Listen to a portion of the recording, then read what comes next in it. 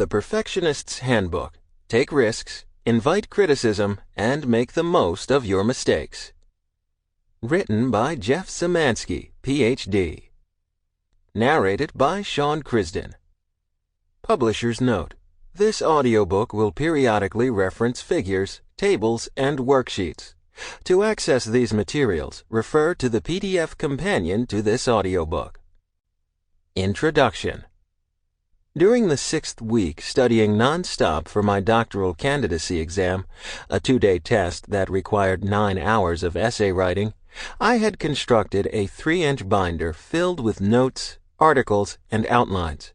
I had decided I wanted to be a psychologist when I was 15 years old, and by doing well on this exam, I would gain official entry into the doctoral program in clinical psychology. It would be worth it when it was all over, when all of my studying, dedication, and striving to be the best got me to this place.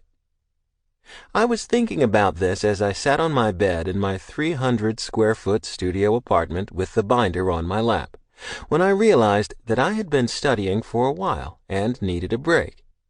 I went into the kitchen to get a drink of water, but my mind kept going back to the topics I had been poring over.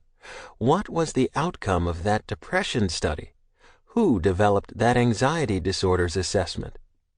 I have to get myself organized if I am going to do well on this exam. Then, as I was finishing my water and looking at the cupboard, a seemingly unrelated thought occurred to me. The glasses in the back of the cupboard weren't getting used as much as the ones in the front. I started to grab the glasses in the back, moving them to the front, keeping track of which glasses were recently used and which were not. It seemed ridiculous to me at the time that I hadn't thought of this before. Organizing the outside organizes the inside, and I need to be organized if I am going to do well. Wait a minute. What was I doing? Admittedly, it was a little crazy. Organizing my drinking glasses wasn't going to help me with my exam. Organization worked in one context, but it didn't in another. My perfectionist nature was getting the best of me and actually removing my focus from where it needed to be. I tried to get a hold of myself and continue studying. I did well on my exam and started the dissertation process. One more obstacle surpassed brought a new one to undertake.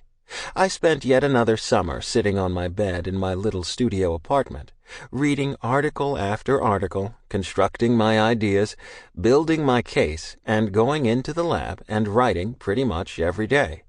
I continued to follow the rules and make sacrifices, knowing that my persistence would eventually pay off. I turned in a draft and ended up in a 45-minute discussion with my dissertation advisor about whether an apostrophe at the end of a sentence needed to be bolded or not.